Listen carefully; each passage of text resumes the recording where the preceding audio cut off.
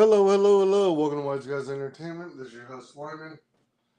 So, as I was alluding to, this is the newest addition to the family. So, you may wonder what the hell it is. You might have gotten clues if you were sitting in on the last stream, the second to last stream. It's, as you can see, it's flat screen TV. It's an older model. It's Panasonic though, which is a brand I really like, and it's 48 inches measured. So let's see.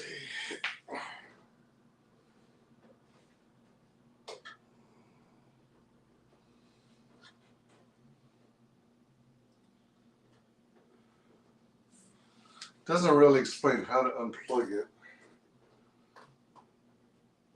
Oh, there it goes.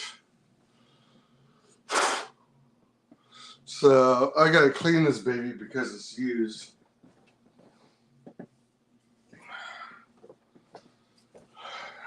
Interesting connection.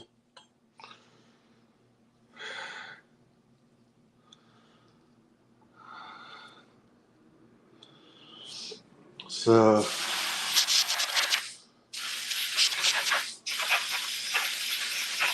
I'm gonna try and do a quickie clean. Basically, it's sort of to try and take off any dirt and stuff from the previous owner's previous home.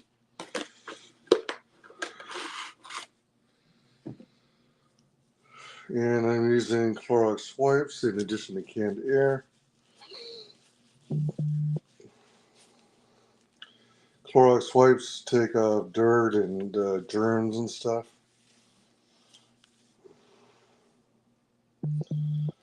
And at the same time, I'm kind of inspecting the stuff. So the power cord seems to be in really good shape. There was a very minor sliver of rubber that was cut. Excuse me. All right. So this is more or less done. Like I said, it's kind of a quickie job. And the hardest part, I think, is going to be the stuff on the very top. It feels as though there's like gummy residue. Kind of like somebody stuck, I don't know, like standees or something on top. And I know for gummy surfaces, some suggestions actually include like applying some peanut butter. And I guess the oils from it break down the gumminess. I don't quite think you have to go overboard and use something like Goof Off, but maybe that's not unheard of. This alone seems to be doing the job. I just have to apply some pressure and stuff to effectively scrape it off. But it does feel like a gummy residue.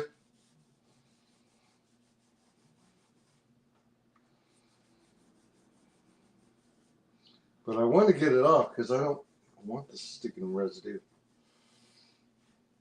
No clue what it's from though. I guess I could have asked the previous owners. So I know at the very least it turns on. Supposedly it works. The seller said that it's old, but it works.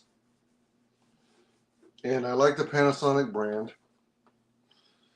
So here's it so far.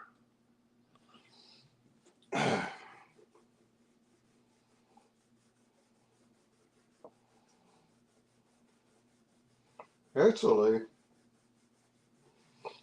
if I just rub back and forth, not necessarily scrape with my fingernail, it seems to be coming off.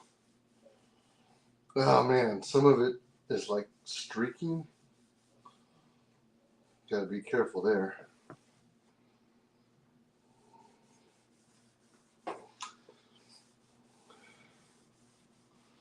So I did a very brief test earlier. Alright, so this corner edge is nicked a little bit.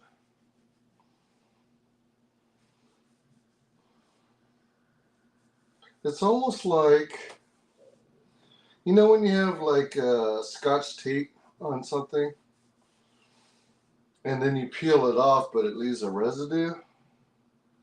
Kind of reminds me of that.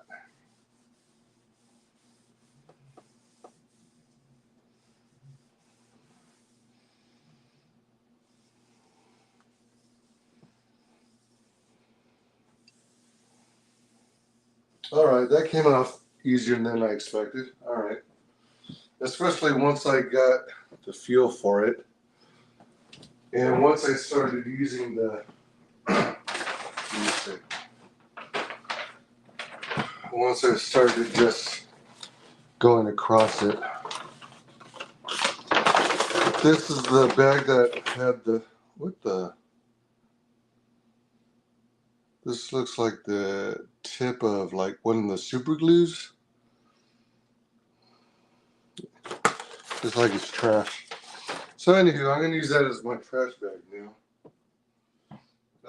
For those of you who caught the stream before last earlier today, when I was shopping, I got a Firewire 800 to Firewire 800 10-foot cable. It turned out it was a good length and it did the job. I got 2 of these, so this is my backup. The other one, I could show you later, but it connected an external drive reader to the back of my all-in-one computer. And as you may have guessed, the universal remote was for this. Because when I did my initial test, all I was able to do was turn it on, and then it basically gave me a first time setup screen, and I couldn't get anywhere because it said I had to use the directionals, and I didn't see any physical directional buttons, although maybe I didn't. Oh man, wow, this is weird. Okay, so it turns out on the side, I don't know if it's both sides, but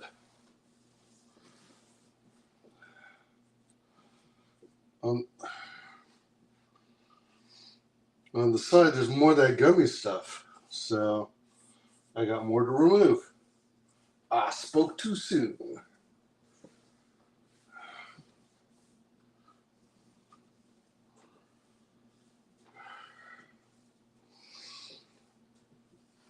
One thing to keep in mind about big screen TVs, especially older ones, remember they're kind of awkward and they can be heavy, especially the older ones. So factor that in if you decide to get yourself one. Ideally, you should have help, but I did not have that luxury this time around.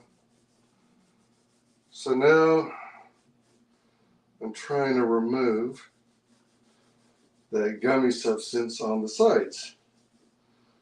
Yeah, I wonder what the heck was applied to this. I mean, what is it from? That you'd have it around the outer surface of the TV.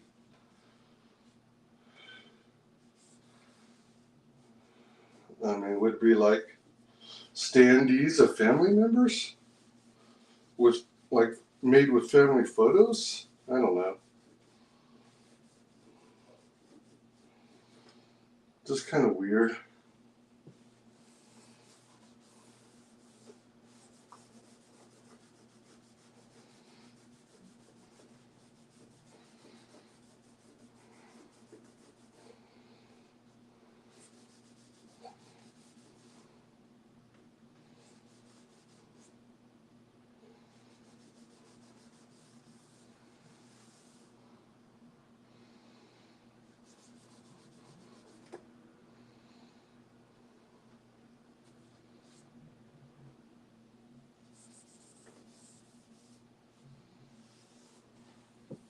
Alright, that's that side. Let's check the other side now.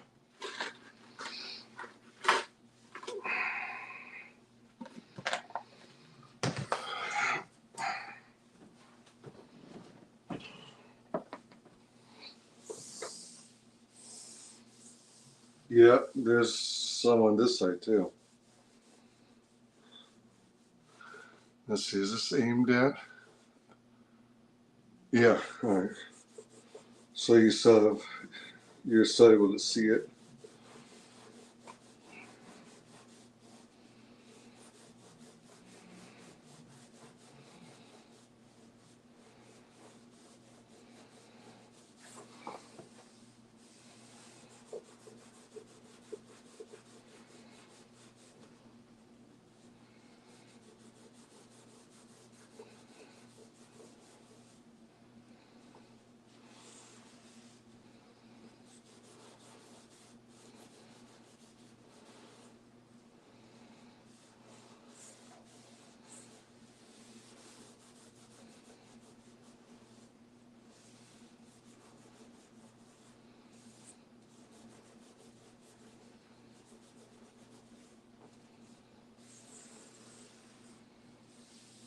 Okay.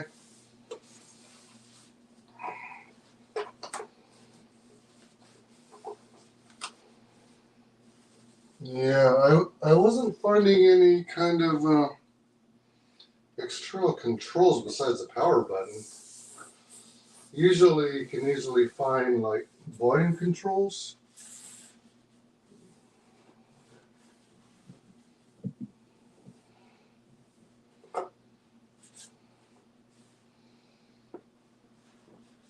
And possibly additional up-down controls.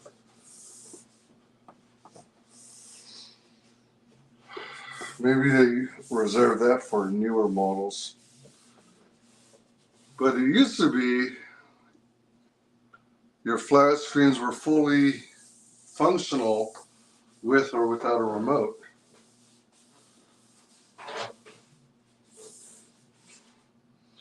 And the power button did not feel like a multi-function, multi-toggling, multi-directional type of button.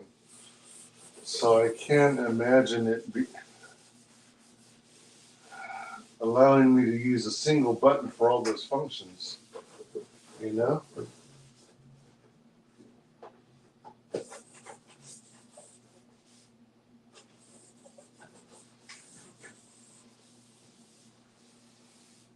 Okay, let's do another.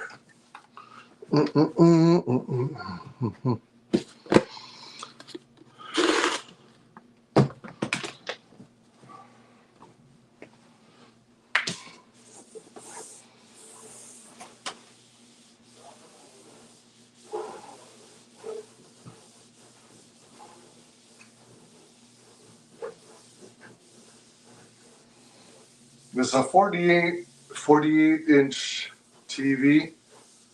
The model kind of makes it sound like it's a plasma. That's part of why it's heavy, I think.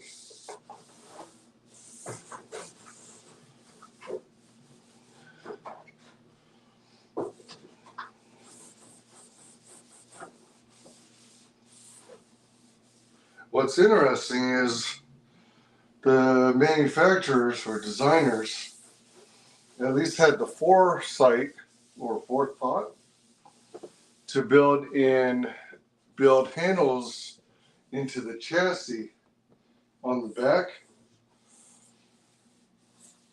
so you had something solid to grip onto. Obviously, if you have two people, much easier to hold.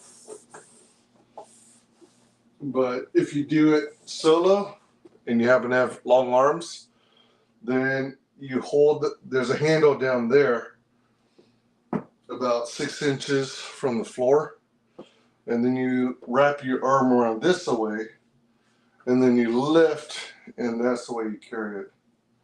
Lift and carry.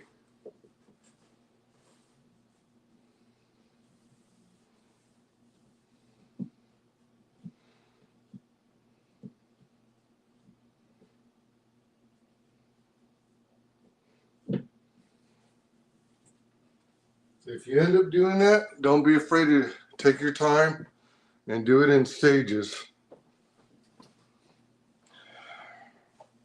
Nothing to be ashamed about. No, nothing about pride.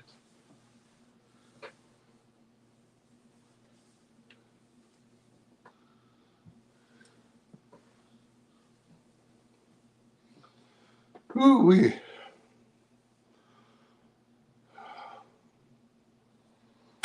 All right, so let's hit the vents on the backside with canned air.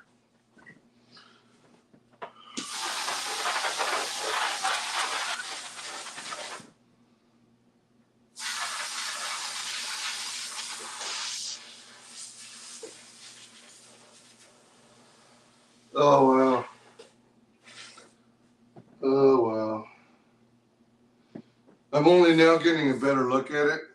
When I picked it up, it was nighttime, so there wasn't a whole lot in the way of inspection time. Holy crap. Holy moly. There's a lot of dust buildup. This thing is probably going to die. Holy sheep dip.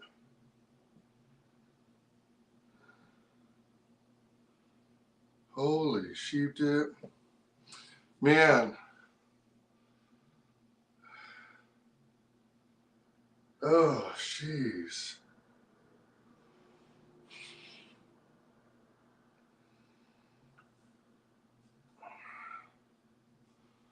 What's interesting is this actually got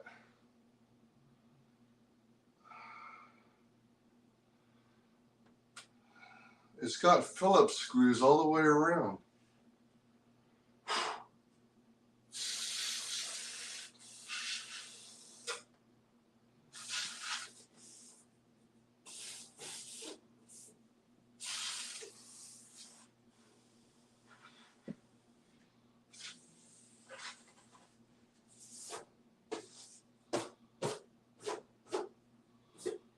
Holy.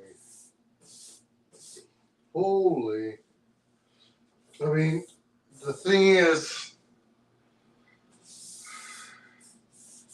growing up, there's always those warnings all over the TVs that say risk of electric shock, do not open.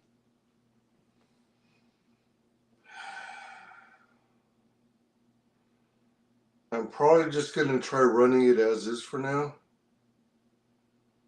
The other thing is, I don't actually subscribe to cable TV. My main goal is to use this in conjunction with a DVD Blu-ray player and watch my physical media. If I wanted to do this right, I'd probably check out the user manual online and or check out YouTube videos on safely disassembling, because there's a lot of dust buildup. I see dust on the capacitors, on the coils, on the heat sinks. Oh, geez. I don't know if it's safer with the dust positioned where it is or if I blow some of it off. But then, where does it go at the very bottom, though? Does it land on other components? All right, I think what I'll do is get a duster, a regular duster, and try and use that to pick up. Use a regular duster to pick up what I can on the back. I'm reluctant. I mean, I want to hit it really good, but I'm wondering what'll happen if I knock off tons of dust with air near the top, only for everything to build up and fall down to the bottom. I'm wondering if it'll build up and even a bigger hazard along the bottom of the back of the TV, you know? Wow, that's kind of a conundrum. I'd better start researching this TV and see about um,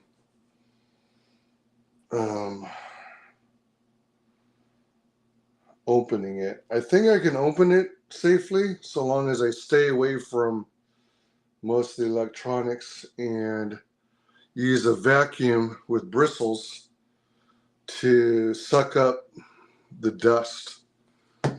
So let me see.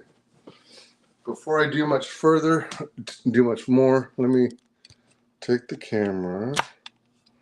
All right, I'm going to turn on my camera thing and take snapshots of the make and model and details of the TV. Incidentally, I did want to show you guys this. Camera. Here's what the back looks like. So it's got a lot of vents. You got that power cord instructions, just how to plug it in basically. Oh, you know what? Ah, shoot. Sorry.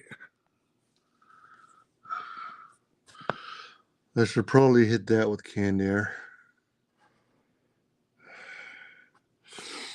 But we've got HDMI 1, HDMI 2. That's mainly what I was looking for. But we've got component audio and video. So theoretically, I should be able to plug in an Atari Jaguar. But I don't have a capture card into my computer right now. It would be fun to show you guys Atari Jaguar games. It's also got digital audio out, but in all my life, I've never used digital audio out. This is probably possible future expansion, or maybe something that was only used on newer models or more expensive models. There's where the cable in is. And these are those handles I was talking about. See, here's where you grip in there. Very handy. I don't know how else I would have been able to hold this home without those handles. And then I don't know what I'm missing here. I'll have to look for an online manual. But we've got 3 screw holes here. Yeah, 3. All right, so I'm going to switch. I'm going to application switch and leave the stream momentarily, but you should, I think you'll see visibility, or it'll go black momentarily. But I'll be back in like 2 minutes.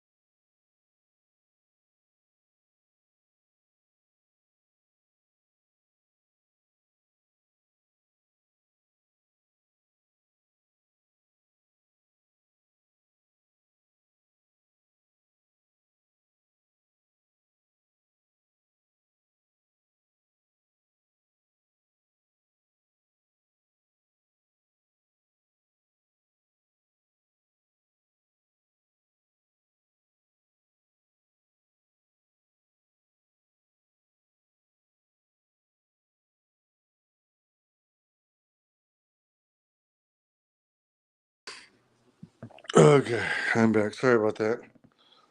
Lost my connection somehow. All right.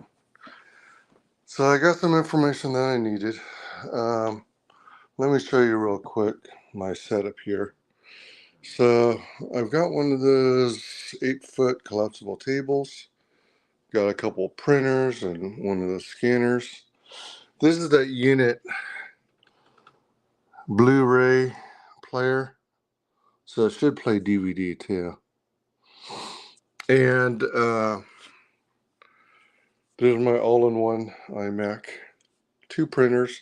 So I've got this Voyager Plus, which is a drive reader. So any platter drives I have, I can plug it in there.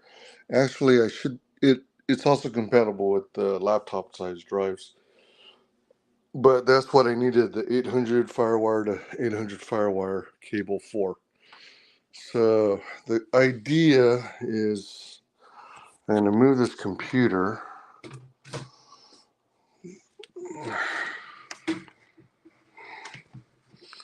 Oh shoot. Oh dang. I shouldn't have secured that cable just yet. Crapola. Alright. Now I'm paying for it.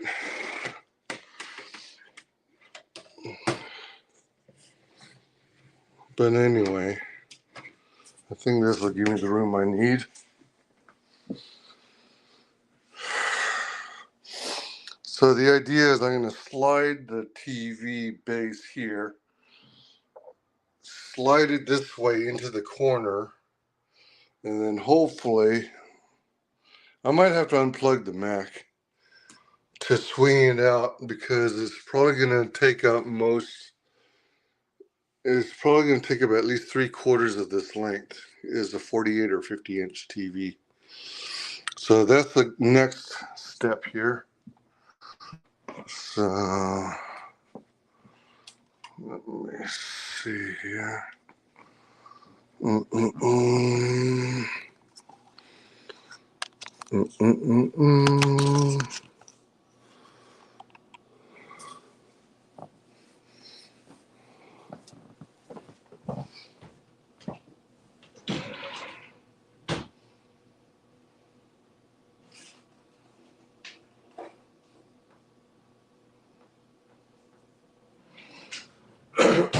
Excuse me.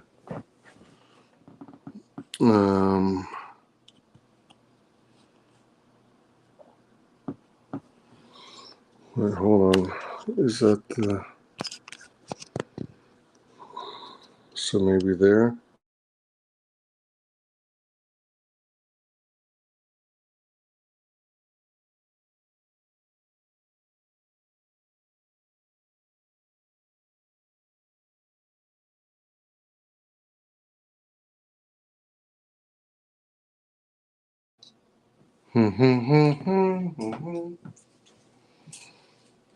Anchors away, my friend. Anchors away.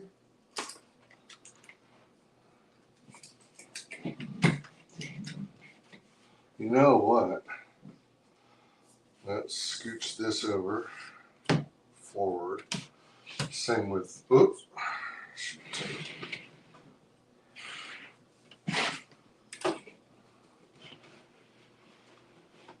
Okay, that will physically give us more room that way.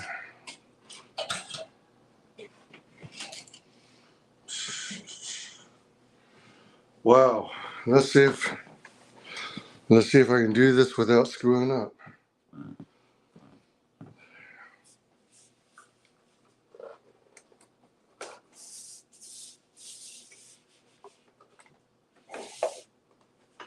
Wait, hold on. Oh, you know what? Maybe I need to do it that way.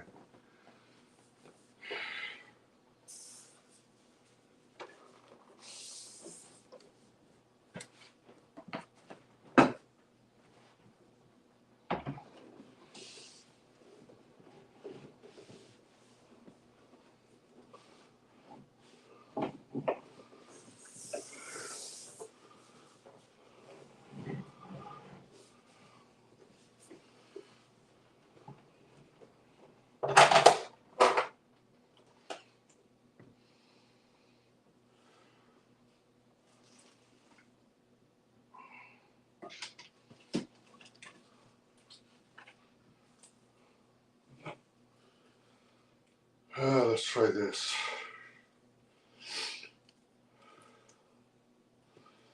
So, you guys have an okay view? Oh, maybe not. Maybe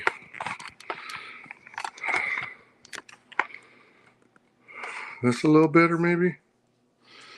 So, I've got HDMI to HDMI cable. I want to plug that in before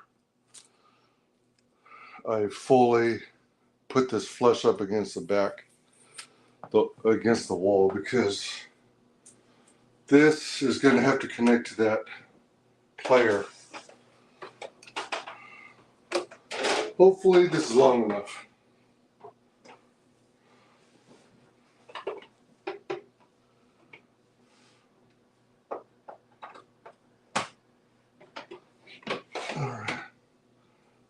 Alright, that looks like it should be fine. Oh, shoot. Guess what I forgot? Can anyone remember what we were discussing? Alright, so I might get a touch of dust back here.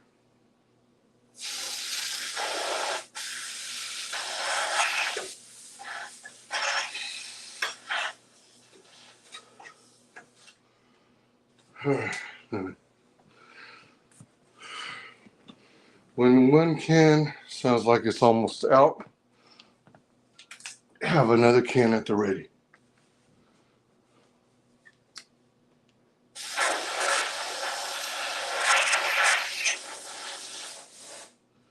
Alright. Next, power cord.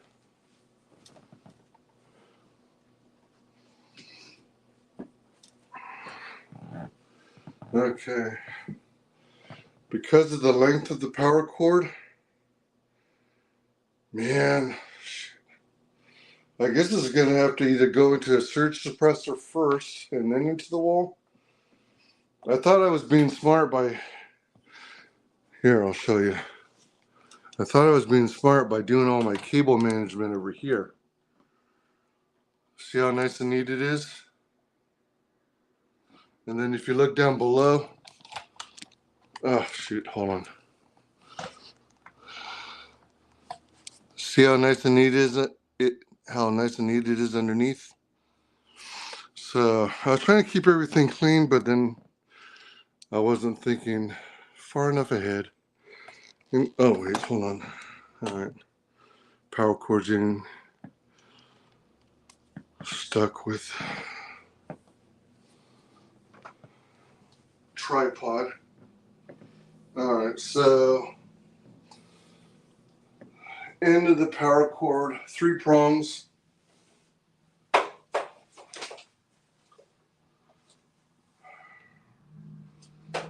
That goes behind the wall, and then okay, it looks like it's designed to go this way. Yeah.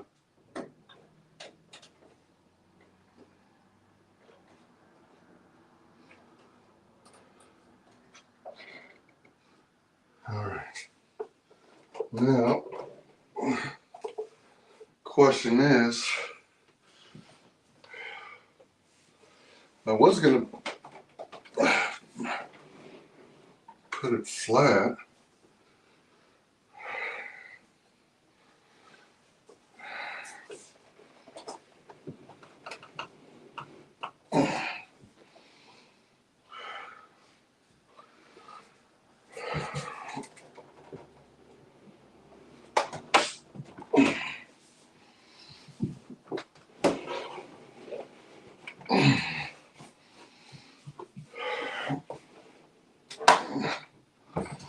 For now, at least.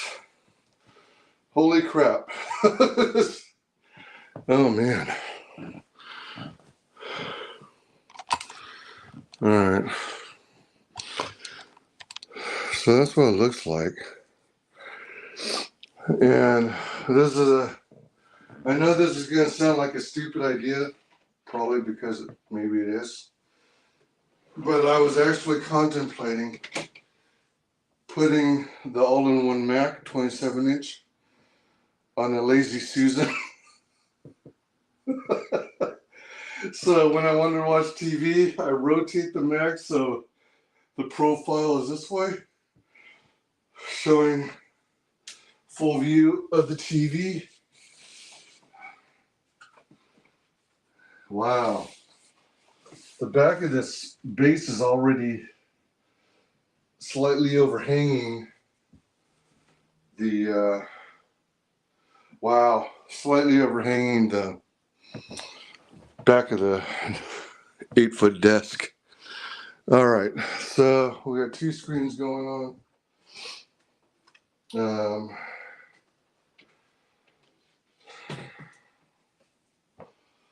Let me see.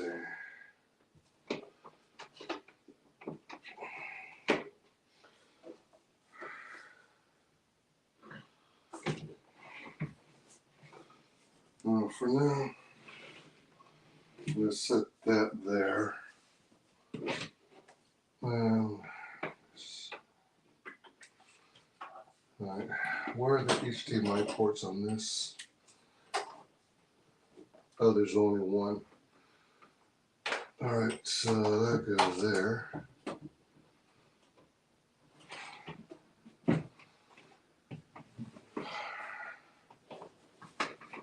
Okay. Now, let's get that surge suppressor.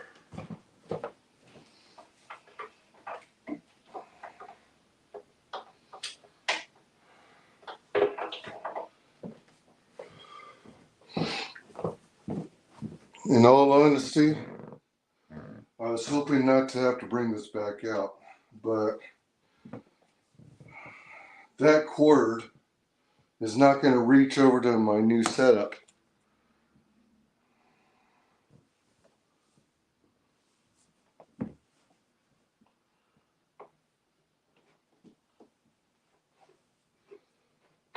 Yeah, I'm shy about 3 feet.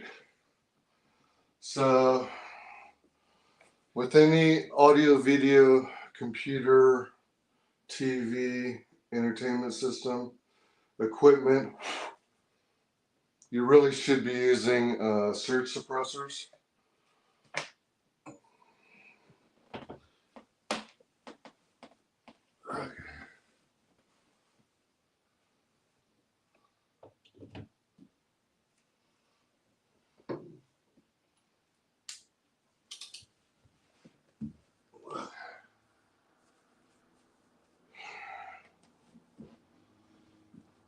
All right, so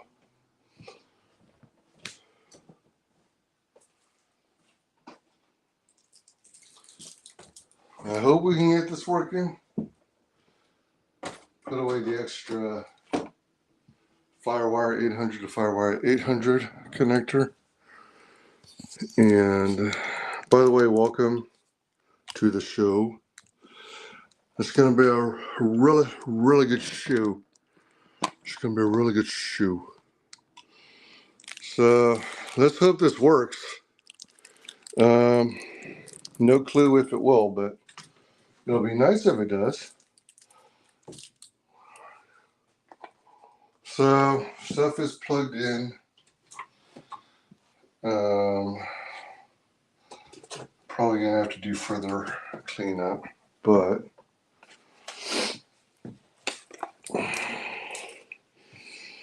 works with all major brands. Sling limited time offer, streaming player compatible. Panasonic is listed. Lifetime limited warranty.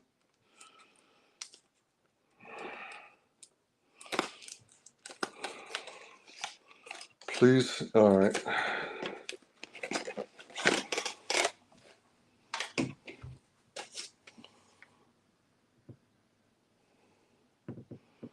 A Sling limited time offer. Wow, $35 a month for a Sling Orange or Sling Blue. Base services. Oh man, that's a lot of money. Is there any? Oh, there's nothing in there in the bottom. All right, so let's see if this thing will still turn on like it did earlier.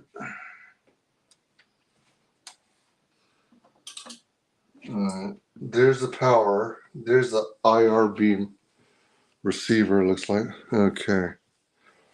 Oh, you know what? This probably requires batteries.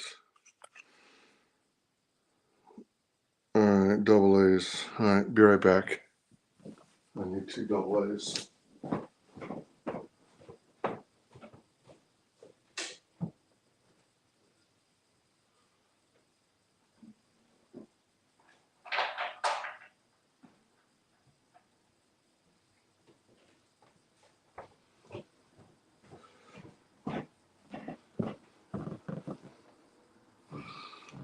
All right. So, as you all know, negative is the flat side. Positive is the little button.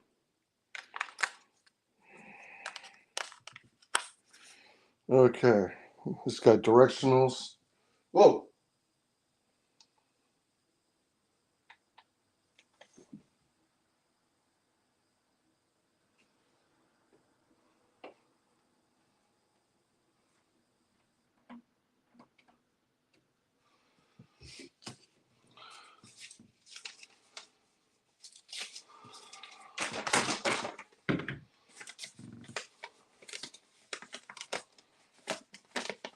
Install the batteries. Close the case. Program remote.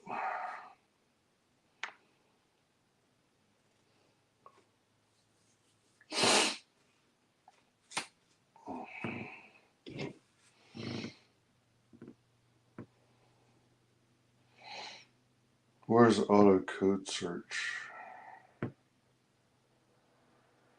Huh. Direct code entry. Auto code search.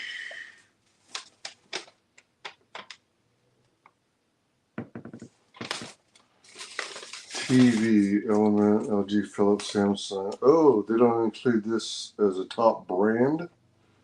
Okay. Alright, so I'll do the manual method.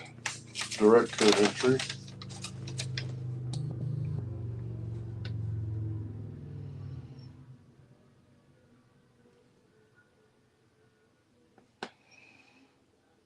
Find the list that came with the remote.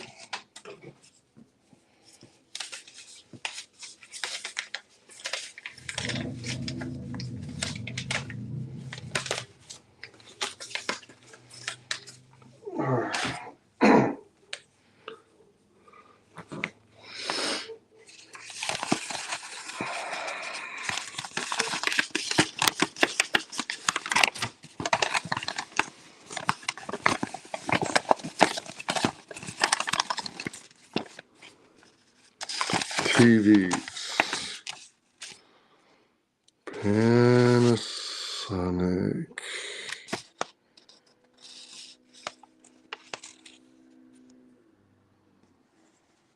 39011 to start.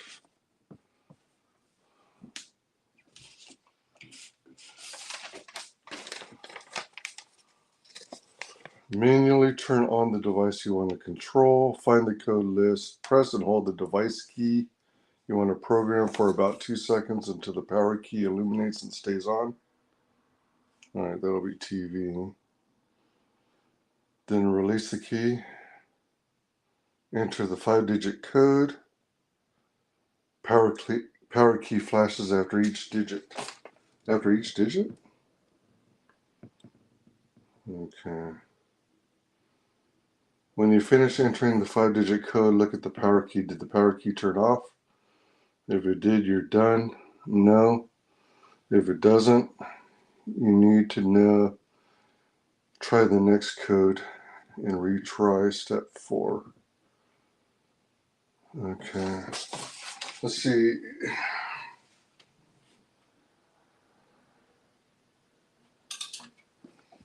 Turn on the power. 1, 2. Power light is illuminated. Panasonic 39011. 3011.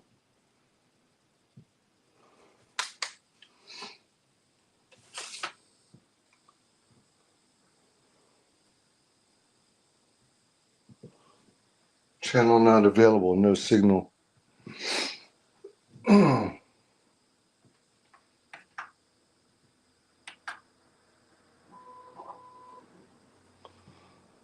Let me see. DVD Blu-ray is a Philips. Oh wait, hold on. How do I? Oh, all right. Where's my input?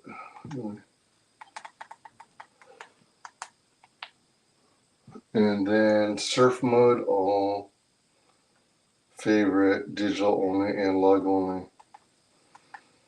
language, English. Oh. Oh. Okay to return? Wait, what? How do you return back?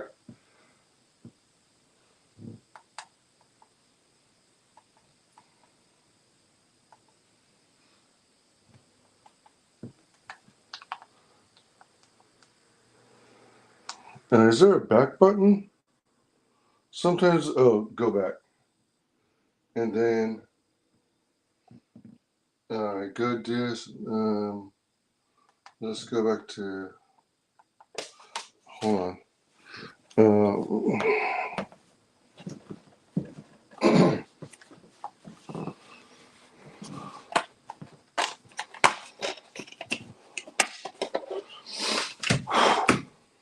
Holy, oh.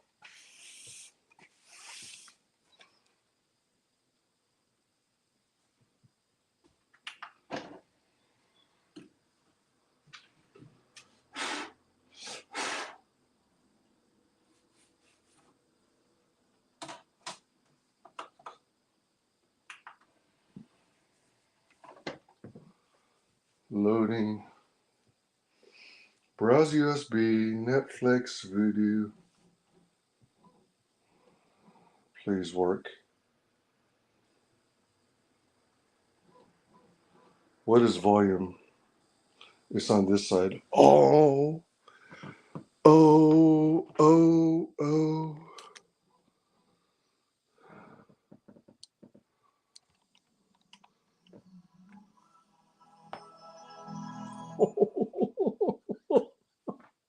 It's alive. It's alive.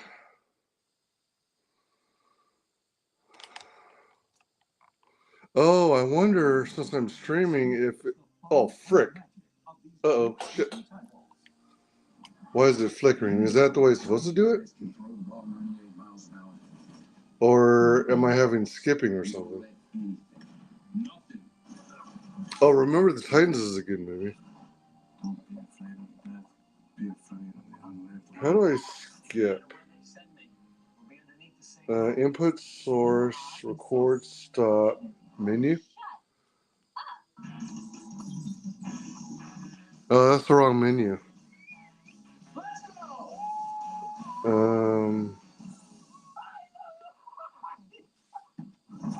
Is there a home for the DVD player? Oh.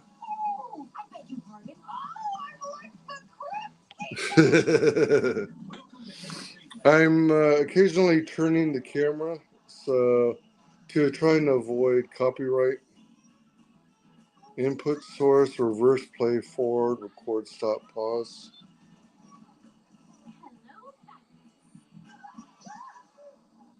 Oh my gosh.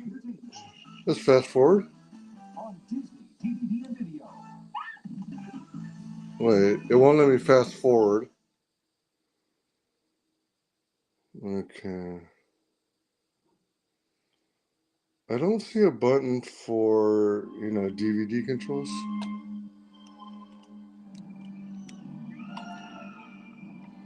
Have any of you guys seen this movie?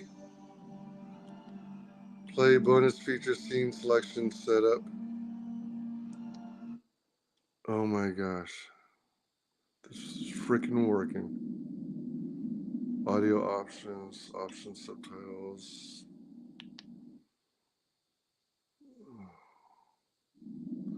English Dolby Digital Surround, French Dolby Digital Surround. Oh, my DVD Blu-ray player is actually set up. Well, it actually has external speakers too, so that's something I gotta set up too.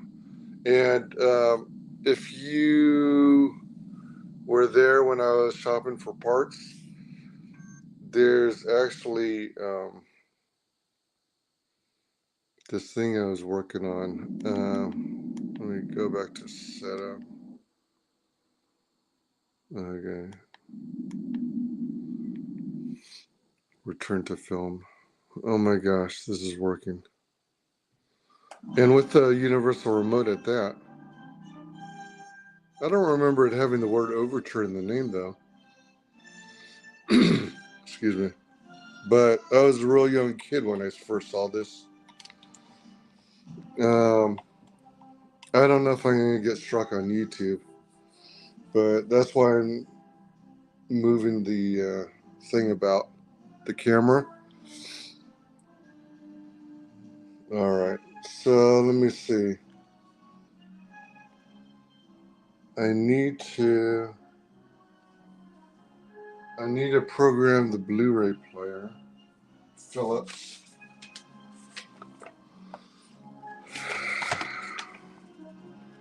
Projector. Digital tuner. Video VCR. DVD. Video Blu-ray.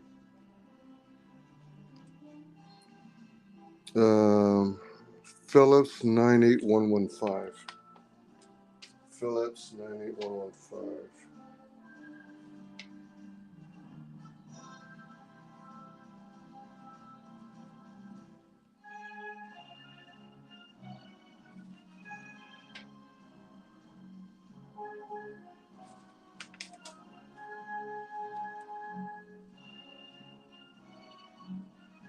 Yeah. I don't think that part works. Let me see. It's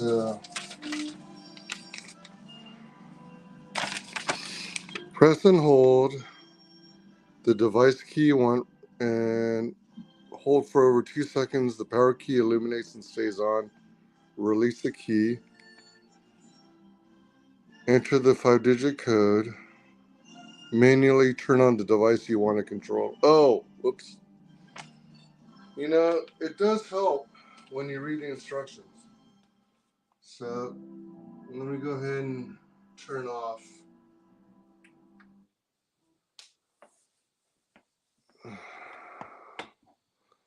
Oh my gosh. Oh my gosh.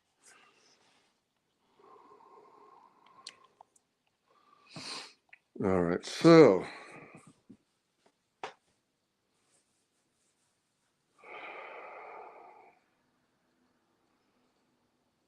I think since I need to kind of baby the TV, I need to turn it off at the end of every night and turn off the power strip too.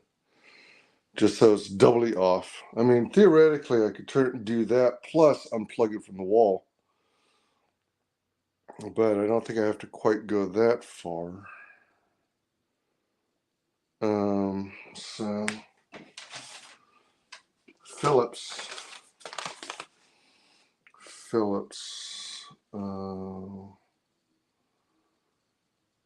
98115. 1, 2, 98115. And then turn it on, right? Turn it on manually. Oops.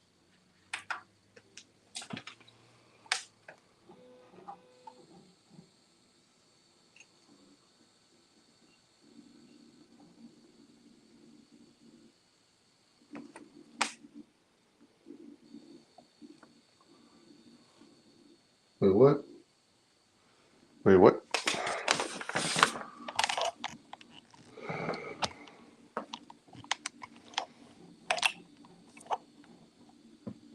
Did that work or did it not? Well, it's playing again, but let me see. DVD, Blu-ray.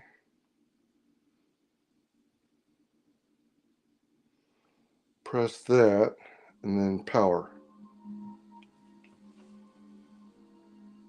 Something is disconnected. Server disconnected.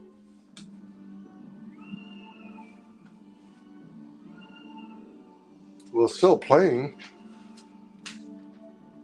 DVD, Blu-ray, power. Okay, well, that didn't.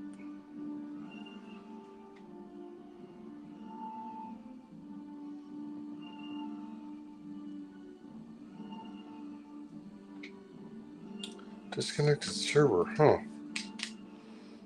So let's power this off.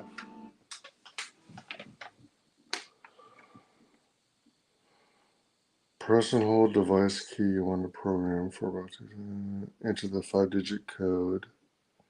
Power key flashes after each digit.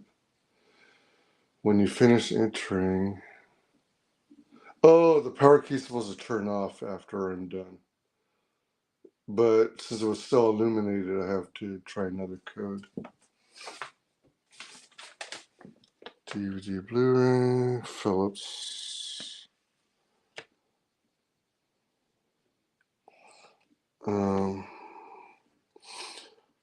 59151.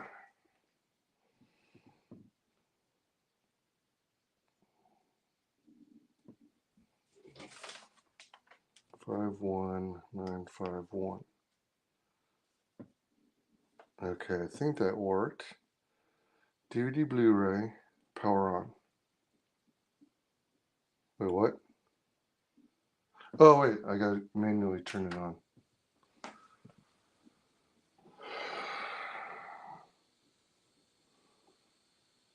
Uh-oh, I typed in the wrong code. 59151.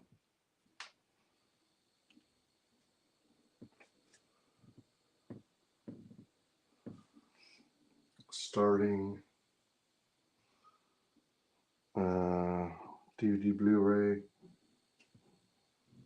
off. To play from beginning, press on. Nope. Alright, so power off.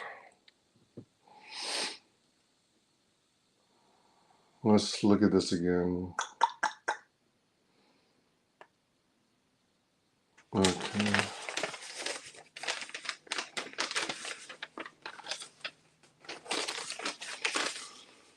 Alright. Sometimes it helps to just fold everything up, narrow it down to just the vicinity you need to focus on. Alright, so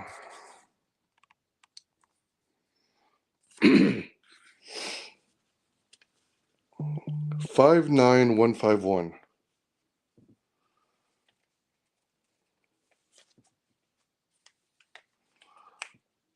59151. All right, so it went off.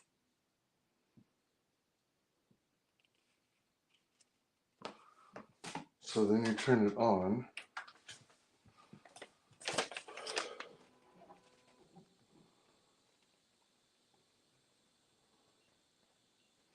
Test the remote.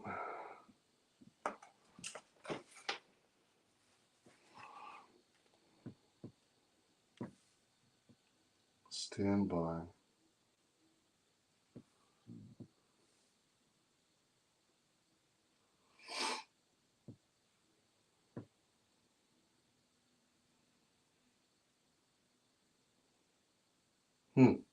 Stand by. Oh, all right. It powered off. So if I do DVD, Blu-ray, and power, it comes on. Yes. All right. All right. All right. All right. All right. So for DVD Blu-ray, Panasonic, no, Philips is 59151. And for TV, Panasonic is 39011.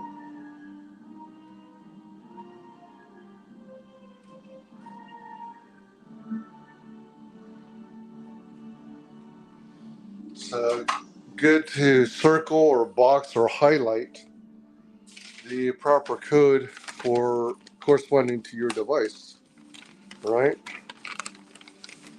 So then if you ever have to reprogram it, then it'll take less time. And keep your instructions, for goodness sake. All right. Oh, good golly. All right, so I need to see if I have any. We're going to throw away this garbage because I'm not going to pay $35 for Sling. And then we should be done with this box. Yeah. And then finally, welcome to the family.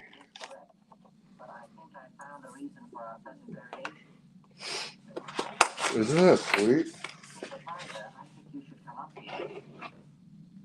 Man, it's going to be nice. I mean, granted, it's kind of grainy. This is an old movie. When is this from?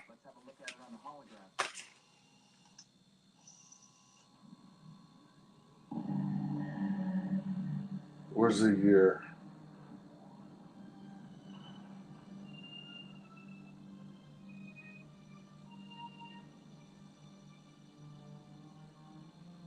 Oh, I can't find the year.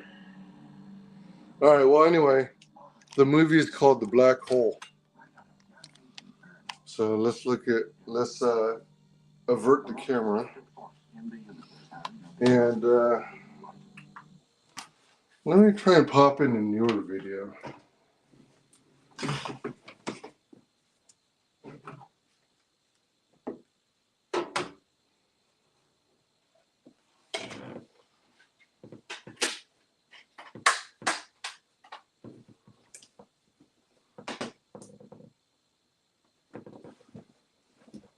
Um, um, um, um.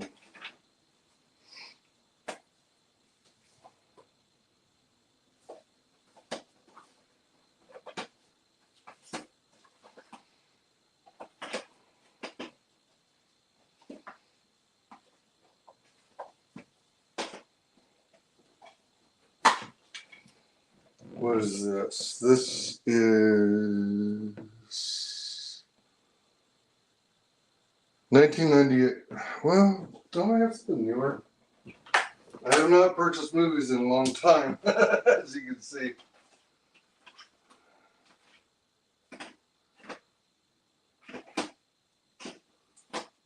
Wow, so many of my movies are old. Uh,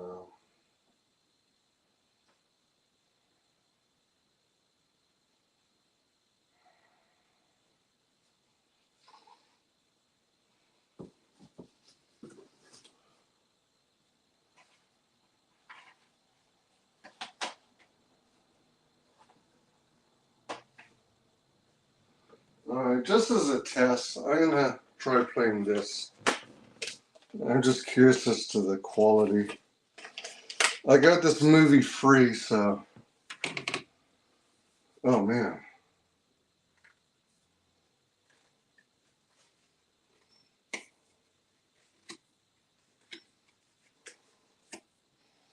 I've never seen this. I've heard both good and bad reviews. So don't judge me. I don't go out of my way to buy Disney product, but I do have some family that still watches Disney. Mostly the classic stuff. And fortunately, less so the woke stuff.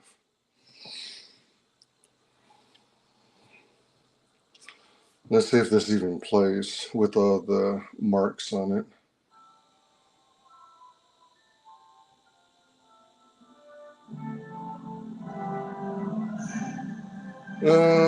It's better quality, but you can still, I guess, in part because it's a plasma screen.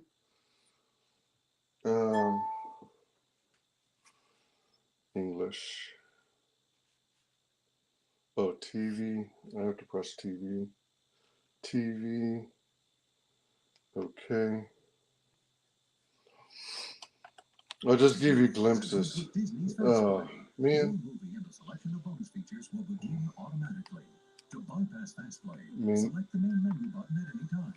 Fast Play. I don't have a main menu button on this remote. Oh, I have menu, but is that the same? Probably wouldn't hurt if I read the instruction manual, right?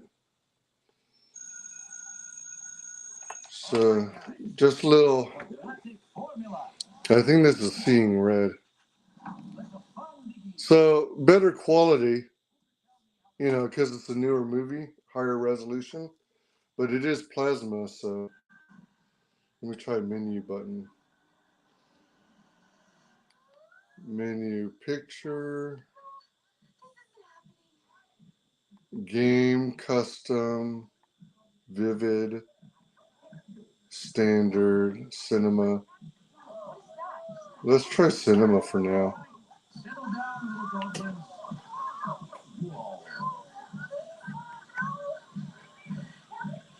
So game is brighter? Huh.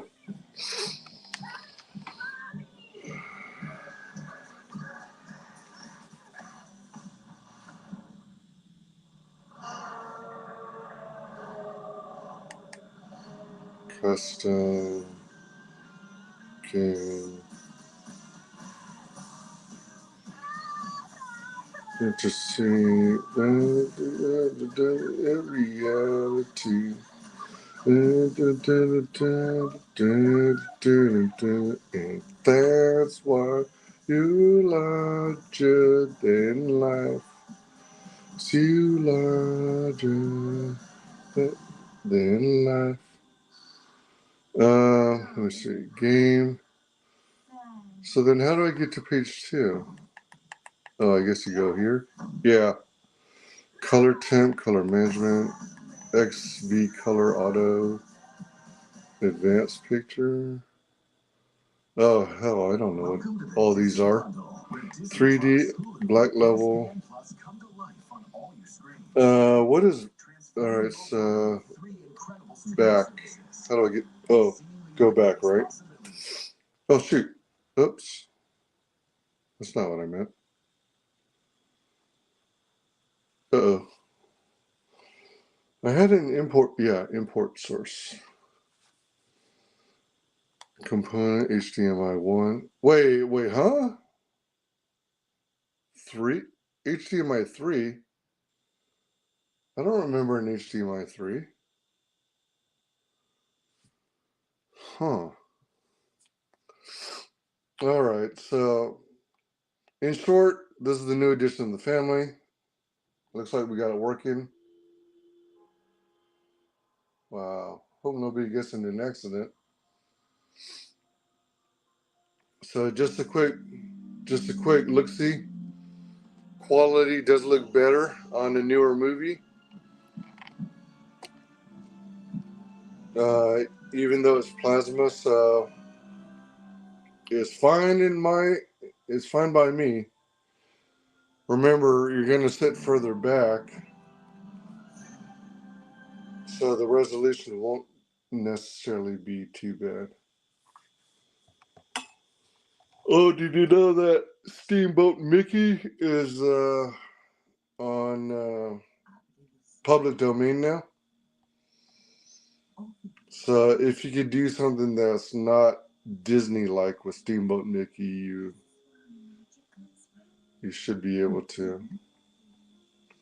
Still, don't get carried away, because Disney's litigious regardless. As long as you follow the law, you should be good to go. All right, so let's see.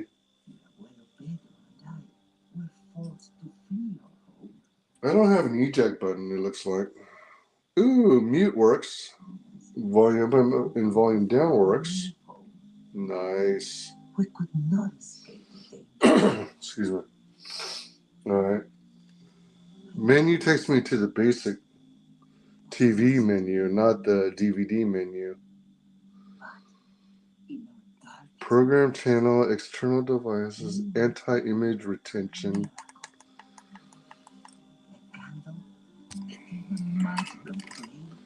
Viera link setting. Advanced setup, about, reset.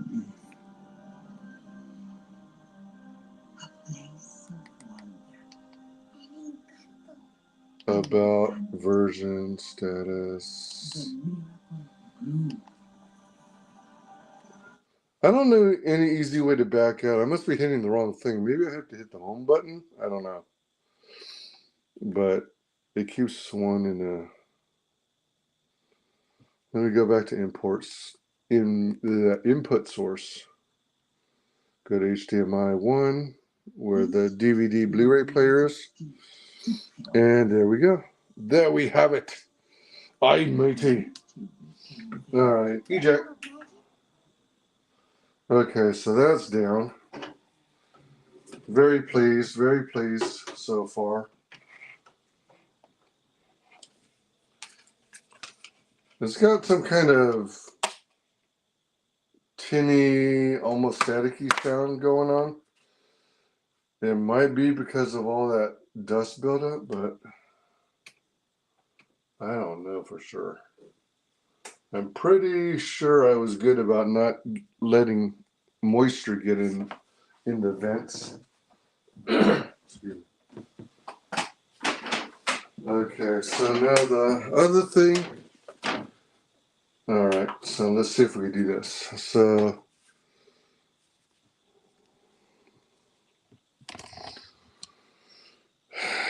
TV off. DVD Blu-ray player. Oh wait, it's already showing off. Oops.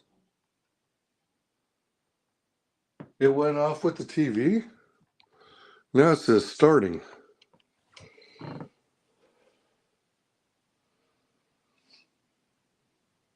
That's kind of goofy.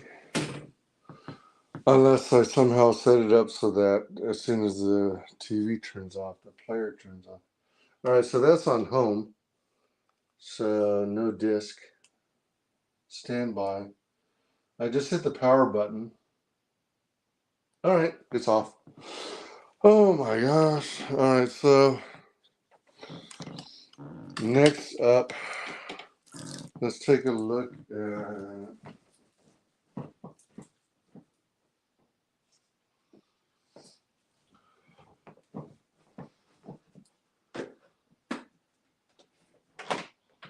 Let's see if this is something we're going to be able to do today.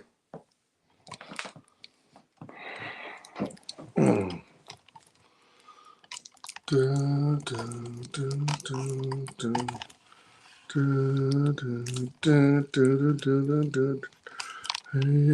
baby, can't you see? Can't you see? Affecting my reality. That's the trash bag.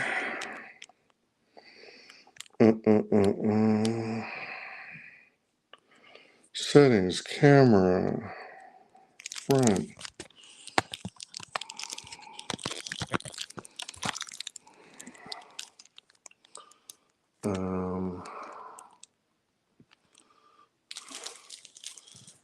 Let's take a better look at this. So this is one of those external Philips speakers that plugs into the DVD Blu-ray player. Basically, they try, I don't know if you heard it, when I was at the store, but I was inquiring about attempting to do repairs on this. Somewhere years ago, I guess my pets chewed on this wire, one or more of the wire speakers. So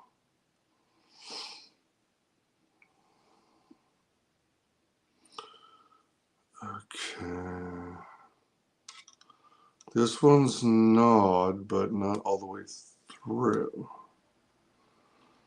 That one's gnawed, but not all the way through. I think there's two areas. Yeah, at least two areas. All right, here's where it gets bad. So, do you see that? Look at that. Oh my gosh.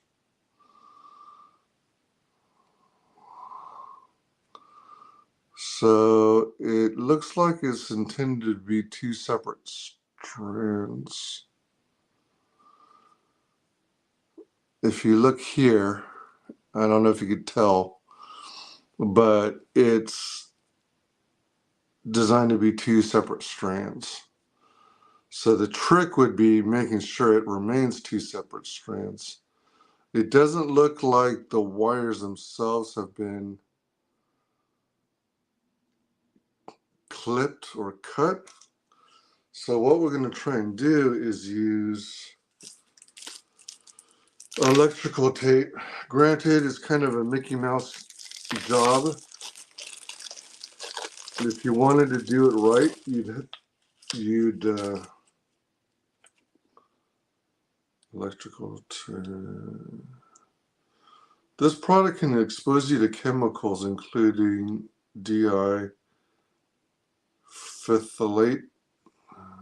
DEHP, which is known to the state of California to cause cancer and birth defects or other reproductive harm. Wow. Isn't there some material they can use that won't be known to cause that kind of crap? All right, so ideally what you would do is what you'd call like shrink tubing. And what you do is you slide a tube over the length of wire that you need, and then you take a heat gun and it shrinks that rubber over the wiring. But the problem is, in this case, you got this fat connector on the other end. So in order to accomplish that, you'd have to find a piece of tubing that would fit over that, yet shrink small enough to snugly close that, which is rather unlikely. The other alternative is to somehow pop these guys out and uncrimp the wire. I don't know how common these leads are common or if they're proprietary. If they were proprietary, that would be a bear. Anywho, that's how you'd have to do it. But theoretically, it should be low voltage, low current going through speaker wires. So I'm going to attempt to repair this here. So about 3-4 inches.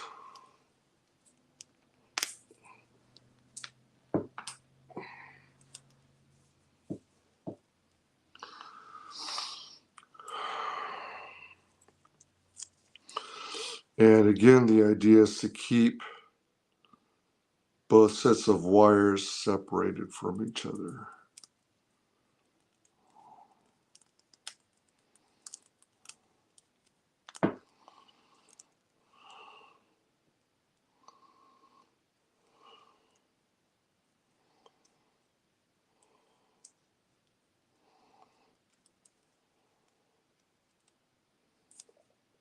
Oh, shoot. I'm trying to pull it both ends taut and then wrap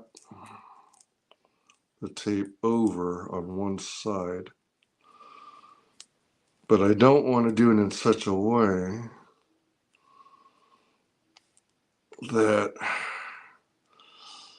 it makes the copper wiring roll over on itself to the other side, if that makes sense.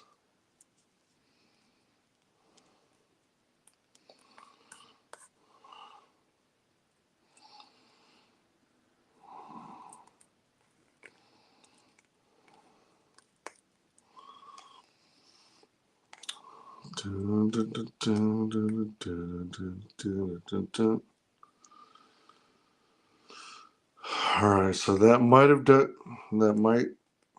the job. I'm not certain. I'm considering. Let me see if I could fit a small piece at the end.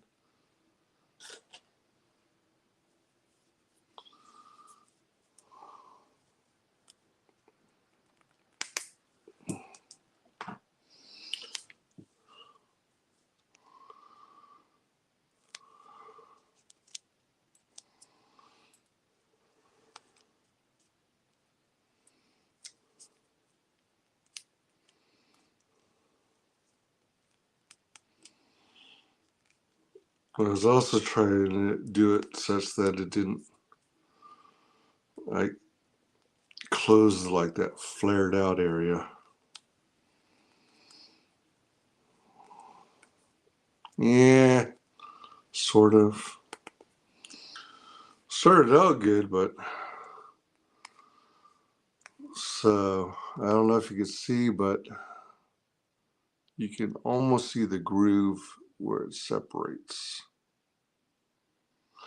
All right, now this, I don't know. Oh, crap. Oh. All right, so, all right, this one's messier. It looks like they're more likely to touch, so, oh man, in this one, all right, so some types of wiring, such as the case here, is composed of many strands of wire. Okay, how does this work? Where's this coming from?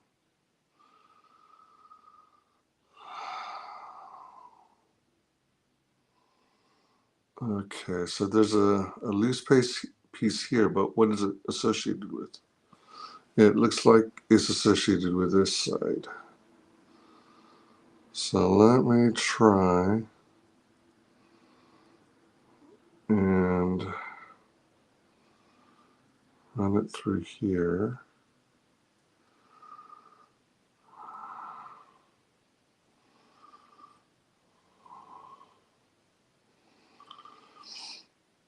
And basically, if this works, I don't know if it will. If it doesn't work, then basically I'll just leave it unplugged and not use it. And I just won't get the full multi-speaker effect. I think 3 out of the 5 are still in good condition. So you'll get like 1 to 3 surround sound or something like that. Is that how it works? If only 3 out of the 5 speakers are functioning. I'm trying to twist that other one.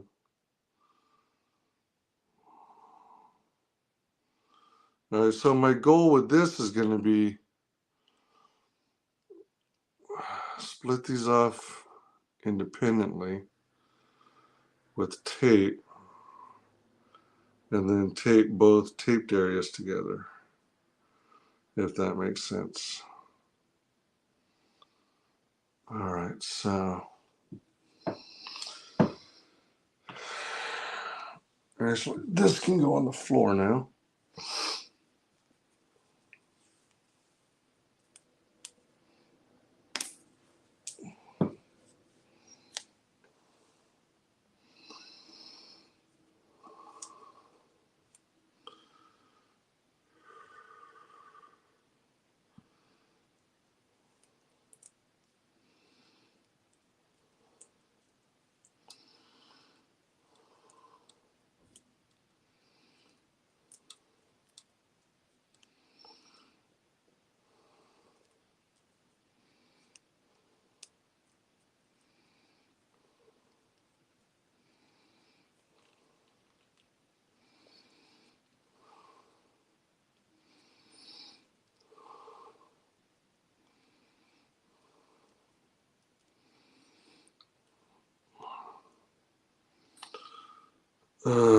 How do I ensure that that's not going to touch?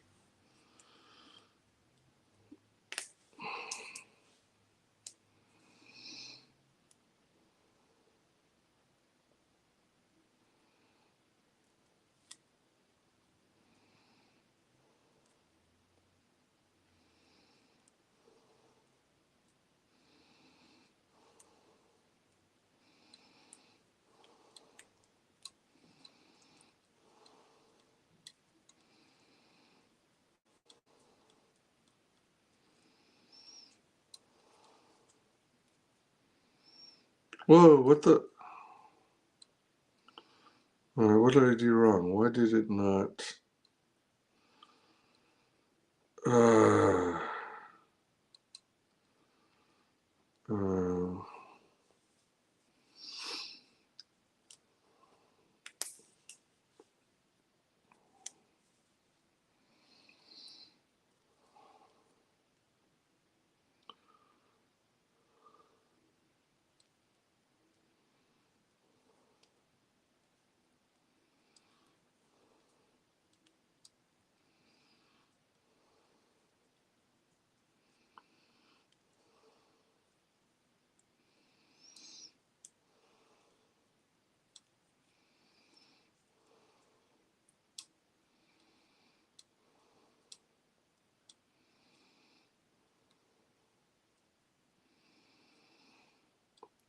oh, party people, can't you see? Can't you see? La, da, da, da, a reality. La, da, da, da, da, da, da, da. That's why we're larger than life.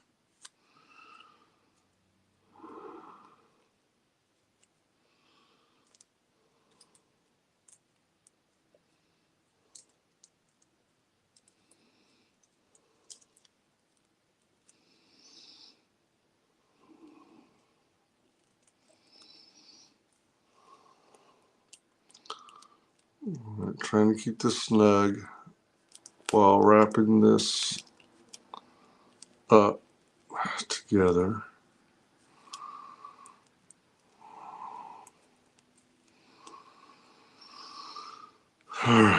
And then it's a little bulky. And then run a longer one to try and. Well, you know what I'll do? I'll do it this way. So, let me see. So I'll start on one end and make it as tight as I can, but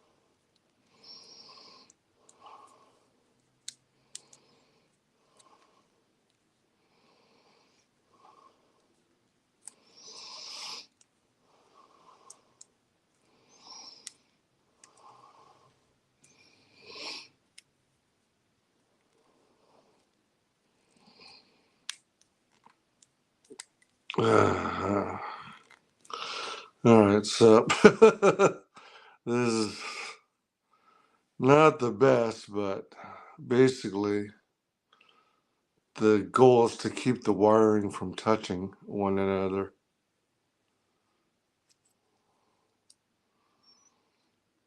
All right, so, because you're making your negative and positive loop to complete your electrical circuit. So, as I mentioned, this is kind of dummy proof. Excuse me. You match these connectors with the comparable corresponding colors on the back of the device, the DVD Blu-ray player. And that's what gives you your kind of like surround sound feel. So I have to go through the other ones and see if any other ones have any exposed wiring. I think there's at least one more with exposed wiring. And as I mentioned, some of these are just little gnaw marks, but not deep enough to make contact with the wire and make the wire exposed.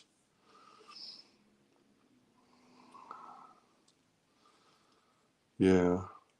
If you had the tools and possible replacement parts, because usually you don't go and uncrimp connectors, rather you snip off the wires and then reattach new ones and crimp them on. All right. I don't know how common either this type of connector or the metal pieces inside are, so I didn't want to do the clip method. Designed and developed by Philips in Europe. 4 ohms of impedance. All right. So it's going to draw 4 ohms. It's going to be 4 ohms of a load. Yeah, so at this point, it's a matter of checking the other ones.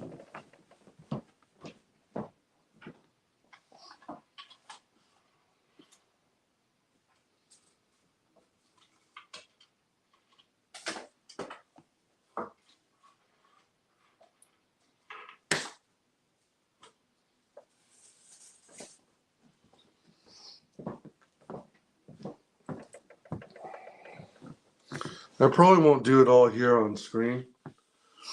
I'll probably do it offline so you guys don't get bored to tears. But you see how you got another color?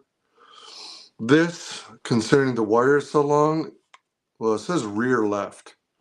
So you figure dead center front, left front, left rear front, left right, right rear front.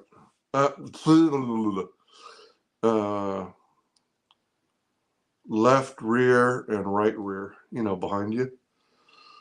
So 5-speaker surround sound, if you will.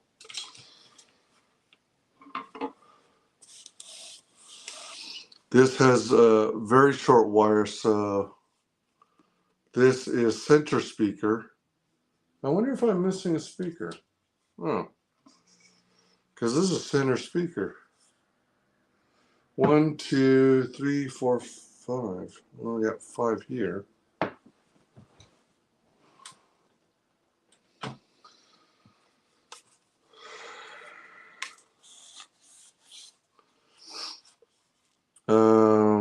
Front left. So that's like over there.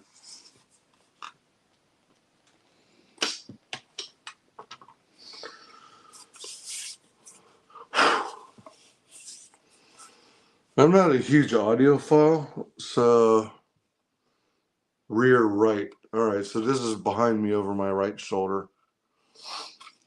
So hopefully the rest are good, but I think there's at least one more whose wire is kind of off. The way I have this room set up, I can't effectively place these where they're supposed to be, so It might be a little awkward looking once all is done because of my bizarre placement. Because some of the wires are long, but they're not long enough to reach the back of this room. I don't think, at least. And I don't, excuse me, and I don't want to tack anything to the ceiling or